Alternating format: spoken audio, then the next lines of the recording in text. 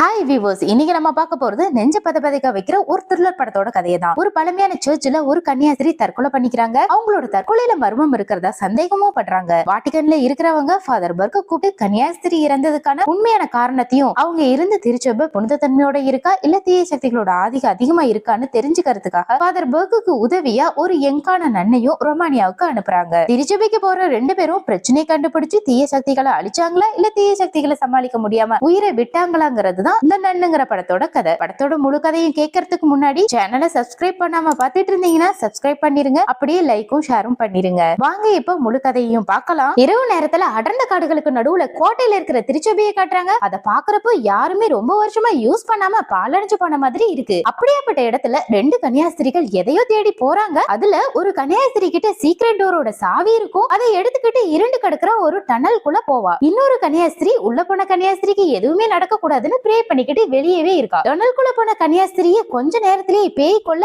அவ கையில இருந்த சாவியை மட்டும் அவ இறக்கறதுக்கு முன்னாடி எப்படியோ வெளியில இருக்கிற நன் கிட்ட தூக்கி போட்டுருவா. சாவியை எடுக்கிற நன் பேய பார்த்த பயத்துல அவளோட ரூம்குள்ள போய் ஒளியறா. பேய் அந்த இடத்துல இருந்து சுதந்திரமா வெளியே போக ஒருத்தரோட உடம்பு தேவைங்கிறனால பேயும் அந்த நன்னை விடாம துரத்திக்கிட்டு இருக்கு. அதை பாக்குற கன்னியாஸ்திரி உயிரோட இருந்தாதானே என்னோட உடலை உனக்கு சொந்தமாக்கிக்க முடியும், தீய சக்தியான உன்னை இங்க இருந்து வெளியே போக விட மாட்டேன்னு அந்த நன்னும் தற்கொலை பண்ணிக்கிறா. மறுநாள் காலையில காய்கறிகளை சப்ளை பண்ண பக்கத்து கிராமத்துல இருந்து பிரெஞ்சு அப்படிங்கிறவன் திருச்சபைக்கு போறான். நன் இருந்ததை தெரிஞ்சுக்கிற பிரெஞ்சு வாட்டிகனுக்கு தகவல் அனுப்புறான். வாட்டிகன்ல இருக்கிறவங்க நன் தற்கொலை பண்ணிக்கிட்டதை விசாரிக்க ஃபாதர் பர்க்க நியமிக்கிறாங்க. உடனே திருச்சபை இருக்கிற ரொமானியாங்கிற பிளேஸ்க்கு போகவும் சொல்றாங்க. அதுக்கு பர்க் அவனை அனுப்புறதுக்கான உண்மையான காரணத்தை சொல்ல சொல்லி கேட்கறான். அதுக்கு அவங்க நன்னோட இறப்பு மர்மமா இருக்கு, நீ போய் திருச்சபையில என்ன நடக்குது, இன்னமும் புனித தன்மையோட திருச்சபை இருக்கான்னு கண்டுபிடிச்சிட்டு வான்னு சொல்றாங்க. ஃபாதர் பர்க்கு உதவியா சிஸ்டர் ஐரீன் அப்படிங்கிறவங்கள ரொமானியாவுக்கு கூட்டிட்டு போக சொல்றாங்க. ஸ்கூல்ல குழந்தைகளுக்கு மதத்துக்கும் அறிவியலுக்கு இடையான தொடர்பை பத்தி கிளாஸ் எடுத்துட்டு இருக்க ஐரீனை பாக்குற மதர் சுப்பீரியர் அவகிட்ட ரொமானியாவுக்கு போகவும் சொல்றாங்க. ஃபாதர் பர்க்கும் ஐரீனை மீட் பண்றான். ரெண்டு பேரும் திருச்சபையில நடக்கிற பிரச்சனையை பத்தி தெரிஞ்சுக்கிறதுக்காக ரொமானியாவுக்கு போறாங்க. அங்க பிரெஞ்சிய பார்த்து திருச்சபைக்கு கூட்டிட்டு போக சொல்லி ஹெல்ப்பும் கேக்குறாங்க.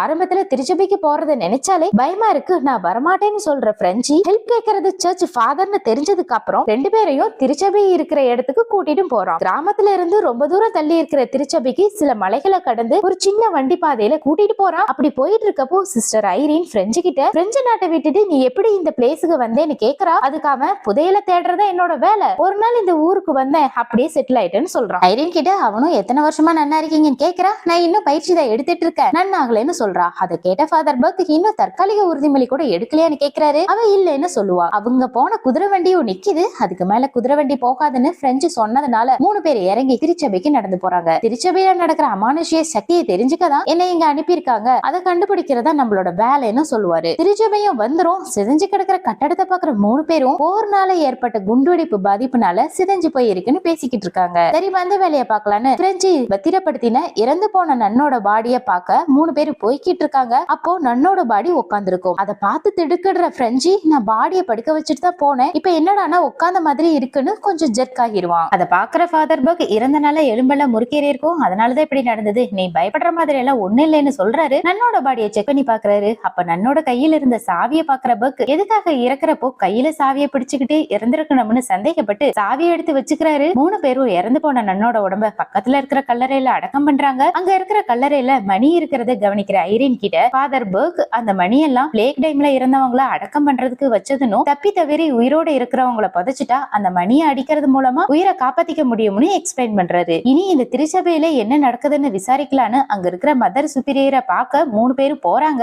அவங்க திருச்சபைக்குள்ள நுழையறத நன்னு உருவத்துல இருக்கிற பேய் பார்த்துட்டு தான் இருக்கும். அதை பாக்குற ஃபாதர் பர்க் பாக்குறது நன்னா இல்ல பேயான்னு தெரியாம திருச்சபைக்குள்ள நுழையறாரு. உள்ளுக்குள்ள யாருமே இருக்க மாட்டாங்க. பழைய கோட்டைங்கிறதுனால மூணு பேரும் திருச்சபையில இருக்கிற பொருளை எல்லாம் பாத்துக்கிட்டு இருக்காங்க. திடீர்னு ஒரு குரல் எதுக்காக வந்தீங்கன்னு கேட்க ஒரு நிமிஷம் பதறி போற மூணு பேரும் சத்தம் வந்த திசையில பாக்குறாங்க. மதர் சுப்பீரியர் முகமே வெளியில தெரியாத மாதிரி நன்னோட ட்ரெஸ் போட்டுக்கிட்டு பேசுறாங்க. அதை பாக்குறப்போ மதர் சுப்பீரியரே பேய் மாதிரி தான் இருக்காங்க. ஃபாதர் பர்க் நாங்க இங்க வந்ததை தற்கொலை பண்ணிக்கிட்ட நன்ன பத்தியும் இந்த பிளேஸ்ல நடக்கிற அமானுஷத்தை பத்தி தெரிஞ்சுக்கதா, அதனால உண்மையை சொல்லுங்கன்னு மதர் சுப்பீரியர் கிட்ட கேக்குறாரு. அதுக்கு அவங்க எந்த நன்னும் தற்கொலை பண்ணிக்கல, அதே மாதிரி எந்த பிரச்சனையும் இந்த பிளேஸ்ல இல்லைன்னு சொல்லி மூணு பேரையும் திரும்ப போக சொல்றாங்க. அதுக்கு பர்க் ரோம்ல இருக்கிறவங்க இந்த திருச்சபையை நினைச்சு ரொம்பவே கவலைப்படுறாங்க, அதனால இங்க இருக்கிற நன்கிட்ட விசாரிக்க அனுமதியை தாங்கன்னு கேக்குறாரு. மதர் சுப்பீரியரோ இந்த திருச்சபையோட கதவுகளை சாயங்கால நேரத்துல மூடிடுவேன், அடுத்த நாள் மதியம் வரைக்கும் பிரேயர் தொடர்ந்து நடந்துட்டே இருக்கும், அந்த நேரத்துல எந்த நன்னுமே பேச மாட்டாங்க, நாளைக்கு மதியத்துக்கு அப்புறம் வாங்க நன்னு இருப்பாங்க, பேசிக்கலாம்னு சொல்றாங்க. அது வரைக்கும் திருச்சபை பக்கத்துல இருக்கிற கான்வென்ட்ல தங்கிருங்கன்னு மதர் சுப்பீரியர் சொல்ல 3 பேரும் கான்வென்ட்டுக்கு பெட்டி படுக்கையெல்லாம் எடுத்துக்கிட்டு போறாங்க. திங்ஸ் எல்லாத்தையும் வச்சுட்டு பிரெஞ்சு இருட்டானதுனால வீட்டுக்கு திரும்பி போறான். பக்கத்துல இருக்கிற கல்லறையில ஒரு நன்னு அவனை பாத்துக்கிட்டே இருக்கிறத கவனிக்கிறான். அவன் பாக்குறத பார்த்ததும் நன்னு அங்கிருந்து போயிடும். போறது பேய்தான்னு தெரியாத பிரெஞ்சு அதை ஃபாலோ பண்றான். வாண்டடா போய் மாட்டினா பேய் சும்மா விடுமா என்ன? அவனை பயமுறுத்தி அட்டாக் பண்ணுது. ஒரு வழியா பேயோட பிடியில இருந்து தப்பிச்சு இனிமே இந்த பக்கமே வரமாட்டேன்னு ஒரு கும்பிடு போட்டுட்டு அங்க இருந்து ஓடி போறான். கான்வென்ட்ல ஃபாதர் பர்க்கும் சிஸ்டர் ஐரீனும் சாப்பிட்டுட்டு இருக்காங்க. அப்ப ஐரீன், நீங்க விருப்பப்பட்டது தீய சக்திகளை அழிக்கிற வேலையை செய்யறீங்களான்னு பர்க்கு கிட்ட கேக்குறாங்க. இல்ல, வேற வழி இல்லாம தான் செஞ்சுட்டு வரேன்னு பேசுற ஃபாதர் பர்க் ஒரு நாள்னு அவரோட பழைய கதையை சொல்ல ஆரம்பிக்கிறாரு. டேனியல் அப்படிங்கிற சின்ன பையனை பேய் பிடிச்சிருந்ததாவும் அந்த பேயை அழிக்க பர்க் சொன்ன மந்திரங்களால டேனியலுக்கு பலமான காயம் ஏற்பட்டதாவும் கொஞ்ச நாளே அவன் இறந்து போயிட்டான்னு சொல்றாரு. அவனோட இறப்பைய தனக்கு குற்ற உணர்வை ஏற்படுத்துறதாவும் அதுல இருந்து விடுபட முடியலன்னு ஐரீன் கிட்ட சொல்லி வருத்தப்படுறாரு. ஐரீனும், எனக்கு சின்ன வயசுல இருந்து எனக்கு விசித்திரமான கனவு வரதாவும் ஆனா எல்லா கனவு முடிவுலையும் மரியா வழிகாட்டுவாள்னு சொல்ற மாதிரி இருக்கிறதாவும் சொல்றா. கடவுள் என் மூலமா எதையோ செய்ய பாக்குறாரு, அதனால என்ன கடவுளுக்கு அர்ப்பணிக்க முடிவு எடுத்து கன்னியாஸ்திரி ஆக போறேன்னு சொல்றா. அதுக்கப்புறம் 2 பேரும் தூங்க போறாங்க. பாதி நேரத்துல பாட்டு சத்தத்தை கேட்டு முழிக்கிற ஃபாதர் பர்க் இந்த நேரத்துல என்ன சத்தம்னு வெளியே போய் செக் பண்றாரு. தூரத்துல ஒரு பேய் நன் வேஷத்துல நடந்து போக அதை ஃபாலோ பண்ணிக்கிட்டே பக்கத்துல இருக்கிற கல்லறைக்கு போறாரு. பேய் கல்லறை கிட்ட போனதும் மறைஞ்சு போக ஃபாதர் பர்க் வந்தது யாருன்னு தெரிஞ்சுக்க எல்லா பக்கமும் லைட் அடிச்சு தேடுறாரு. யாரோ ஒருத்தன் கல்லறை மேல கட்டி போட்ட மாதிரி நிக்க பக்கத்துல போய் பாக்குற ஃபாதருக்கு அதிர்ச்சியாவும் இருக்கு. இறந்து போன டேனியல் பேயா வந்து நிக்கிறான். டேனியல பர்க்க பார்த்து, என்ன ஃபாதர் இப்படி அநியாயத்துக்கு என்ன சாக விட்டுட்டீங்களே, எத்தனை நாள் தான் பேயா சுத்துறதுன்னு கதறி அலறத பார்த்து ஒரு நிமிஷம் குழம்பி போற பர்க்க சட்டுன்னு பக்கத்துல இருக்கிற குழியில தள்ளி பேய் அவரை உயிரோட பதிச்சிருது. இன்னொரு பக்கம் தூரத்துல இருந்து வர சத்தத்தை கேட்டு கண்மூழிக்கிற ஐரீன் சத்தத்தை ஃபாலோ பண்ணி போய்கிட்டே இருக்கா. நன் தோற்றத்துல இருக்கிற பேய் ஐரீனை பிடிக்க ட்ரை பண்ணுது. ஒரு இடத்துல சுவத்துல இருக்கிற கிராஸ் உடைஞ்சு போகுது. கண்ணாடி உடைஞ்சு விலன்னு பயந்து போறவ அங்கிருந்து வெளியே ஓடி போறா. குழிக்குள்ள சவப்பெட்டியில இருக்கிற பர்க் கயிறை இழுத்து மணி அடிக்க வைக்கிறாரு. மணி சத்தம் கேட்டதும் ஃபாதர் தான் குழிக்குள்ள இருக்காருன்னு புரிஞ்சுக்கிற ஐரீன் அவரை குழிக்குள்ள இருந்து வெளியே கொண்டு வரா. ஃபாதர் பர்க் குழிக்குள்ள ஒரு பழமையான புக்க இருக்கிறத பாக்குறாரு. அந்த புக்கு அங்க நடக்கிற பிரச்சனைகளுக்கு தீர்வு கொடுக்கல நினைச்சு புக்கை எடுத்துட்டு போறாரு. அடுத்த நாள் 2 பேரும் மீண்டும் மதர் சுப்பீரியரை பார்க்க போறாங்க. அபேல அவங்க இருக்க மாட்டாங்க.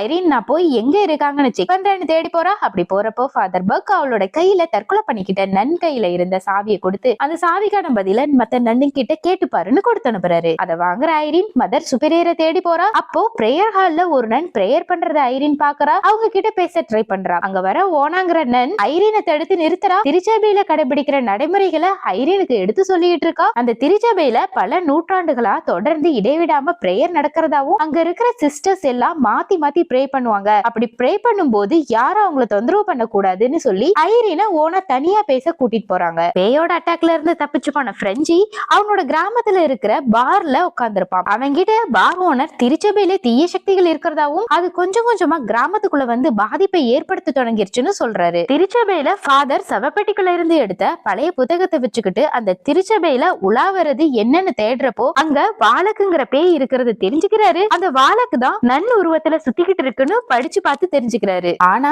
ஐரீன் நன் ஓனா கிட்ட அந்த திருச்சபை இருக்கிற கோட்டையோட வரலாறு சொல்லி கேக்குறா. ஓனாவும் அந்த கோட்டை ஐரோப்பிய காலகட்டத்துல கட்டப்பட்டதாவும் கிங் காட்டாங்கிற அரசன் தீய சக்திகளை பூமிக்கு வர வச்சு மக்களிடையே பரப்பணுங்கிற தப்பான எண்ணத்துல பிளாக் மேஜிக்க கத்துக்கிட்டானோ அதன் மூலமா தீய சக்திகள் பூமியை தொலைச்சுக்கிட்டு வெளியே வர சமயத்துல கிறிஸ்துவ பாதுகாவலர்கள் கிங் காட்டாவை கொன்னுட்டாங்கன்னு பூமியில இருந்து வெளியே வர தீய சக்திகளை அடக்க ஏசு கிறிஸ்துவோட புனித ரத்தத்தை தெளிச்சு தீய சக்தியை கட்டுப்படுத்தி நுழைவு வாயில அடைச்சிட்டதாவும் சொல்றாங்க. அதனால திருச்சபையில தொடர்ந்து பிரேயர் நடக்கிறதாவும் அந்த பிரேயர் மூலமா தான் தீய சக்திகளை கட்டுப்பாட்டுக்குள்ள வச்சுக்க முடியும்னு சொல்லிட்டு இருக்காங்க. ஆனா வார் நடத்தப்போ குண்டுகள் கோட்டை மேல விழுந்தனால மூடன நுழைவாயில் திரும்ப திறக்க ஆரம்பிச்சு தீய சக்திகள் வெளியே வந்துருச்சு. நேத்து கூட உன்னை ஒரு நன் ஃபாலோ பண்றத பார்த்தா அவன் நன்னு இல்ல பேய், அதுகிட்ட ஜாக்கிரதையா இருன்னு ஓனா ஐரீனை வான் பண்ணிட்டு இருக்கும் போது அங்க வர இன்னொரு நன் ஐரீனை பார்த்து உறுதிமொழி எடுக்காத, நீ இந்த திருச்சபையில இருக்கிறது ஆபத்துலதான் முடியும், நீ இங்கிருந்து போயிருன்னு கண்டிப்போட சொல்றாங்க. ஓனா திருச்சபையோட கதவுகள் மூடியாச்சு, இனி நாளைக்குதான் ஓபன் பண்ணுவாங்க, அது வரைக்கும் ஐரீனை அங்கேயே இருக்கட்டும்னு சொல்லி ஒரு ரூமுக்குள்ள அனுப்பி ரெஸ்ட் எடுக்க சொல்றாங்க. ஃபாதர் பர்க் கோட்டையோட ப்ளூ பிரிண்ட் கண்டுபிடிச்சு எடுத்து நுழைவாயில இருக்கிற பிளேஸ தேடி போறாரு. நீங்க ரொம்ப லேட் பண்ணிட்டீங்க, நீங்க தீய சக்தியை கட்டுப்படுத்துறதுக்கு முன்னாடி ஐரீனை பேய்கிட்ட இருந்து காப்பாத்துன்னு சொல்லிட்டு இருக்கும் போதே மதர் சுப்பீரியரோட தலை மரக்கிழஞ்சு உடைஞ்சு தொங்குற மாதிரி தொங்க என்னடா நடக்குது இங்கன்னு ஃபாதர் பர்க் பக்கத்துல போய் பாக்குறாரு. வெறும் எலும்பு கூடு மட்டும் தான் இருக்கும். அப்பதான் பர்க்குக்கு தெரியுது மதர் சுப்பீரியரே ஒரு பேய் தானு. சரியானதாகட்டும்னு ஃபாதர் பர்க் ஐரீனை வாலக் பேய் கிட்ட இருந்து காப்பாத்த அவளை தேடி போறாரு. ரூம்ல தூங்கிட்டு இருக்கிற ஐரின் வழக்கம் போல கனவு காணறா. அதுல ஐரின் உடம்ப தீய சக்திகளை ஆக்கிரமிச்ச மாதிரியும் கனவோட முடிவுல மரியாள் வழிகாட்டுவாள்னு குரல் கேட்கிறப்போ கண் விழிச்சு பாக்குறா. அவளோட ரூம்ல ஒரு நன் ப்ரே பண்ணிட்டு இருக்காங்க. யாருன்னு பாக்கலான்னு பக்கத்துல போறப்போ கர்த்தர் உன்னை காப்பாத்துவார்னு ஐரின் கிட்ட சொல்லிட்டு மேல இருந்து கீழே குதிச்சிருவா. ஐரின் இருந்த ரூமோட கதவு தானாவே திறக்க ஒரு உருவம் ஐரின் அழைக்க அவளும் கையில மெழுகுவர்த்தியோட யார் கூப்பிட்டதுன்னு பாக்க போறா. தேடிட்டு போறவ தீய சக்திகள் இருக்கிற டனல் பக்கத்துல போயிருவா. புயல் காத்து வீச ஆரம்பிக்குது. டனலோட கதவுகள் திறக்க நன் உருவத்துல வாலக் பேய் அதோட முகத்தை ஐரின் கிட்ட காட்டி பயமுறு கத்திக்கிட்டே ஓடுற ஐரினை நன் ஓனா காப்பாத்துவாங்க. அந்த வாலக் பேய் கிட்ட இருந்து தப்பிக்கணும்னா பிரேயர் பண்ற இடத்துக்கு வந்துரு, அப்பதான் தீய சக்திகிட்ட இருந்து நம்மள காப்பாத்திக்க முடியும்னு சொல்லிட்டு போயிருவா. ஐரினை தேடிட்டு போற ஃபாதர் பர்க் டேனியல்ங்கிற பேய் மீண்டும் அட்டாக் பண்ண ட்ரை பண்ணுது. அவங்கிட்ட இருந்து தப்பிச்சு போற பர்க் அவனுக்கு பக்கத்துல இருக்கிற தண்ணி தொட்டியில ஏதோ இருக்கிறத கவனிக்கிறாரு. திடீர்னு தண்ணிக்குள்ள இருந்து ஒரு அகோரமான உடம்போட இருக்கிற பேய் பர்க்க கொல்ல ட்ரை பண்ண சரியான நேரத்துல பிரெஞ்சு என்ட்ரி ஆகி அந்த பேயை அழிக்கிறான். அதுக்கப்புறம் ரெண்டு பேரும் ஒண்ணு சேர்ந்து ஐரினை பேய்கிட்ட இருந்து காப்பாத்தலான்னு அவளை தேடிக்கிட்டு போறாங்க. நன் ஓனா சொன்ன மாதிரியே ஐரின் பிரேயர் நடக்கிற பிளேஸுக்கும் போறா. அவ உள்ள நுழைஞ்சதும் மத்த நன்னுங்களும் அவ கூட ஜாயின் பண்ணிக்கிறாங்க. பிரேயர் பண்ணிட்டு இருக்கும் போதே ஐரினை தவிர மத்த எல்லா நன்னுங்களும் தீய சக்திகளால தூக்கி வீசப்படுறாங்க. எல்லாரும் சுவத்திலையும் தூண்லையும் மோதி மயங்குறாங்க. தீய சக்தி ஐரினோட முதுகுல கூர்மையான பொருளை வச்சு ஸ்டார் மார்க் போடுது. ஐரின் வழியில துடிச்சாலும் பிரேயரை மட்டும் ஸ்டாப் பண்ணவே மாட்டா. ஃபாதர் பவுக்கும் பிரெஞ்சியும் அவளை காப்பாத்த பிரேயர் காலுக்கு போறாங்க. ஃபாதரை பாக்குற ஐரின் தொடர்ந்து ப்ரே பண்றதால மட்டும்தான் தீய சக்திகளை கட்டுப்படுத்த முடியும்னு சொல்றா. அதனாலதான் நாங்க எல்லாரும் சேர்ந்து ப்ரே பண்ணிட்டு இருக்கோம்னு சொல்வா. அதுக்கு ஃபாதர் பவுக்கோ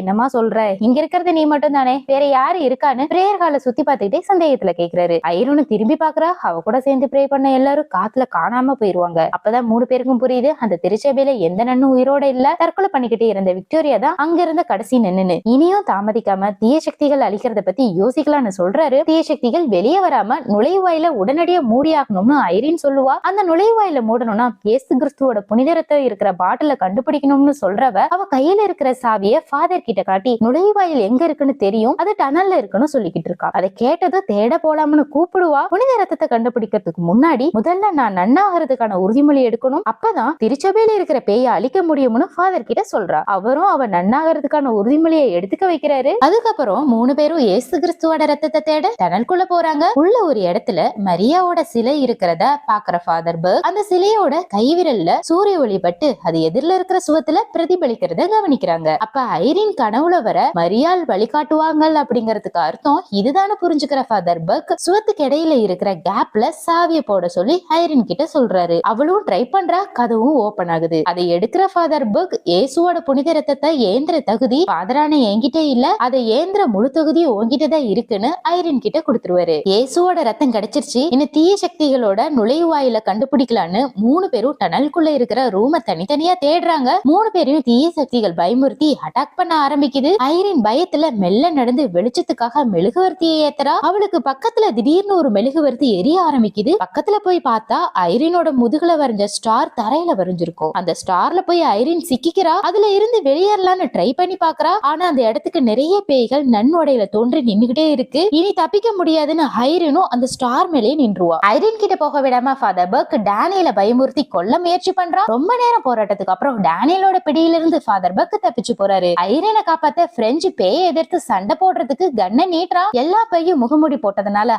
ஐரினால யாரு பையன்னு கண்டுபிடிக்க முடியாம திணறவ என்ன சொல்றதுன்னு தெரியாம தடுமாறி போறா. கொஞ்ச நேரம் கழிச்சு எல்லா பேய்களும் அவளை விட்டு விலக ஐரினோட உடம்ப பேய் ஆக்கிரமிப்பு பண்ணிடுது. பிரெஞ்சிய கொல்ல ட்ரை பண்ணுது. உடனே பிரெஞ்சி இயேசுவோட ரத்தத்தை அதோட முகத்துல தடவ பேய் ஐரின உடம்ப விட்டு பிரிஞ்சிடுது. இனிமே ஒரு நொடி கூட அங்க இருக்கவே நானு பிரெஞ்சி ஐரினோட கைய பிடிச்சுக்கிட்டு ஓட பாக்குறா. பேய் ஐரினை விட்டுட்டு பிரெஞ்சிய தாக்க ட்ரை பண்ணுது. அத பாக்குற ஐரின் அங்கிருந்து ஓட பாக்குறா. அதுக்குள்ள ஃபாதர் பர்க் அவளை காப்பாத்த போறாரு. ஆனா தீய சக்திகள் அவரை போக விடாம தடுக்குது. பேயும் ஐரினை தண்ணி தட்டிக்குள்ள போட்டு கொல்ல பாக்குது. உடனே ஐரின் கையில இருக்கிற இயேசு கிறிஸ்துவோட ரத்தத்தை பேயோட முகத்துல தெளிக்க கத்தி கதற பேய் அழிஞ்சு போகுது. தீய சக்திகளோட நுழைவாயிலும் தானாவே மூடிரும். தீய சக்திகளை அழிச்ச மகிழ்ச்சியில 3 பேரும் வீடு திரும்புறாங்க. அப்படி அவங்க போறப்போ பிரெஞ்சிய காட்டுறாங்க. தீய சக்திகள் அவனை அட்டாக் பண்றப்போ அவன் கழுத்துல வாழக்குங்கிற பேய் அவனோட உடம்ப ஆக்கிரமிப்பு பண்ணதுக்கு சாட்சியா கிராசங்களை இருக்கிறத காமிக்கிறாங்க. ஆனா இந்த விஷயம் ஐரினுக்கும் ஃபாதர் பர்க்குக்கும் தெரியாமலே வாழக் பேய அழிச்சிட்டாங்கிற நம்பிக்கையில கிளம்புறாங்க.